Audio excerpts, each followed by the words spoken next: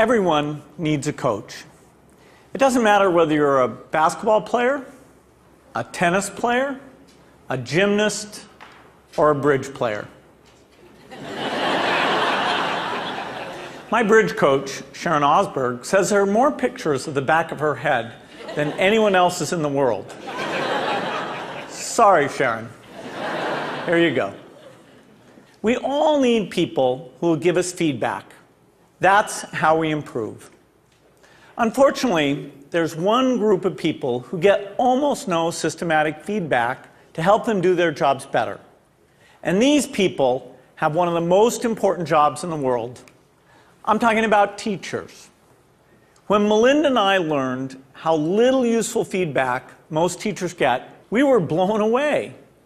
Until recently, over 98% of teachers just got one word of feedback: satisfactory. If all my bridge coach ever told me was that I was satisfactory, I would have no hope of ever getting better. How would I know who was the best?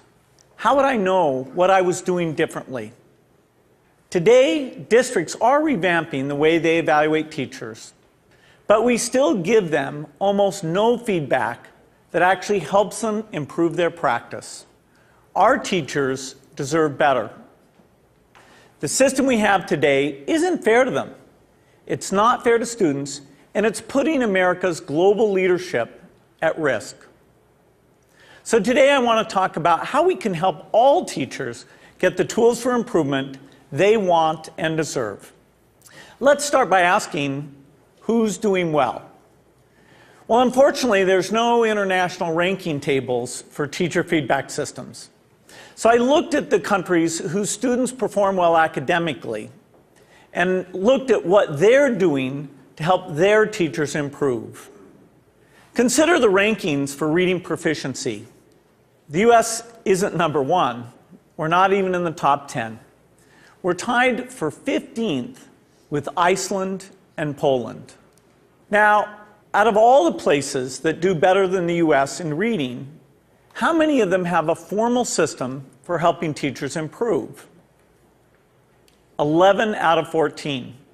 The US is tied for 15th in reading, but we're 23rd in science and 31st in math. So there's really only one area where we're near the top, and that's in failing to give our teachers the help they need to develop their skills. Let's look at the best academic performer, the province of Shanghai, China. Now, they rank number one across the board in reading, math, and science. And one of the keys to Shanghai's incredible success is the way they help teachers keep improving.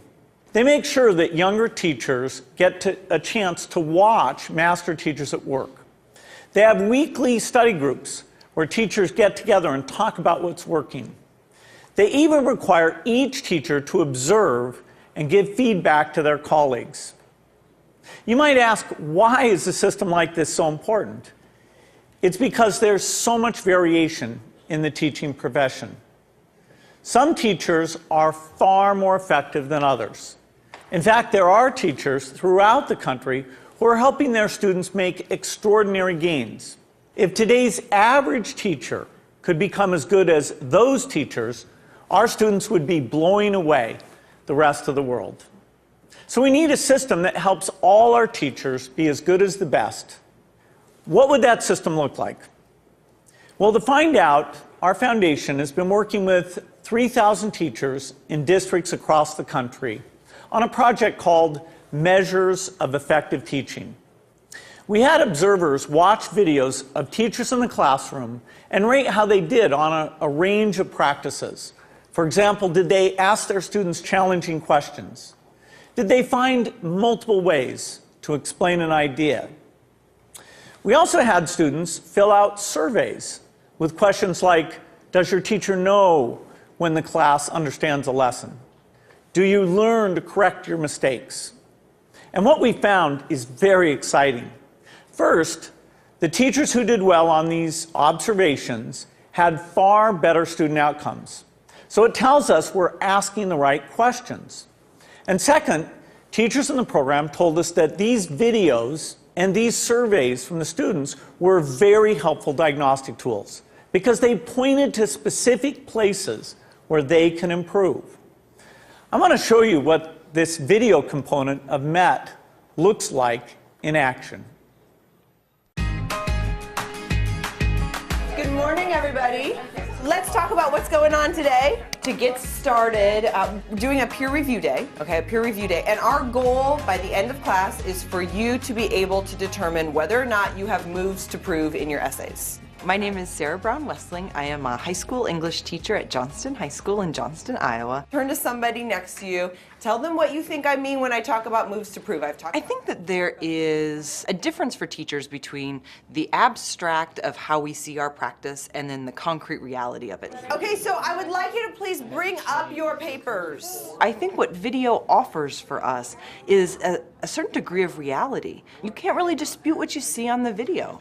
And there is a lot to be learned from that. And there's a lot of ways that we can grow as a profession when we actually get to see this. I just have a flip camera and a little tripod and invested in a tiny little wide angle lens. At the beginning of class, I just perch it in the back of the classroom. It's not a perfect shot. It doesn't catch every little thing that's going on, but I can hear the sound, I can see a lot, and I'm able to learn a lot from it. So it really has been a simple but powerful tool in my own reflection. All right, let's take a look at the long one first, okay? Once I'm finished taping, then I put it in my computer and then I'll scan it and, take a peek at it. If I don't write things down, I don't remember them. So having the notes is part of my thinking process, and I discover what I'm seeing as I'm writing. I really have used it for my own personal growth and my own personal reflection on teaching strategy and methodology and classroom management and just all of those different facets of the classroom. I'm glad that we've actually done the process before so we can kind of compare what works, what doesn't. So I think that video exposes so much of what's intrinsic to us as teachers in ways that help us learn and help us understand, and then help our broader communities understand what this complex work is really all about. I think it is a way to exemplify and illustrate things that we cannot convey in a lesson plan, things you cannot convey in a standard, things that you cannot even sometimes convey in a book of pedagogy. All righty, everybody, have a great weekend. I'll see you later.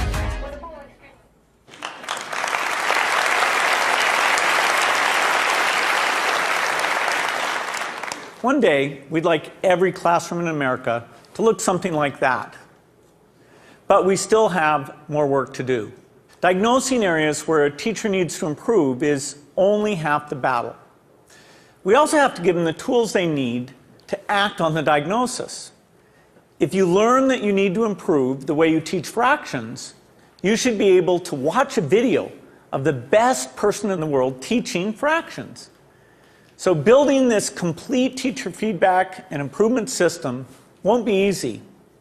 For example, I know some teachers aren't immediately comfortable with the idea of a camera in the classroom. That's understandable. But our experience with MET suggests that if teachers manage the process, if they collect video in their own classrooms and they pick the lessons they want to submit, a lot of them will be eager to participate. Building the system will also require a considerable investment. Our foundation estimates that it could cost up to $5 billion. Now that's a big number, but to put it in perspective, it's less than 2% of what we spend every year on teachers' salaries. The impact for teachers would be phenomenal. We would finally have a way to give them feedback, as well as the means to act on it. But this system would have an even more important benefit for our country. It would put us on a path to making sure all our students get a great education, find a career that's fulfilling and rewarding, and have a chance to live out their dreams. This wouldn't just make us a more successful country. It would also make us a more fair and just one too. I'm excited about the opportunity to give all our teachers the support they want and deserve. I hope you are too. Thank you.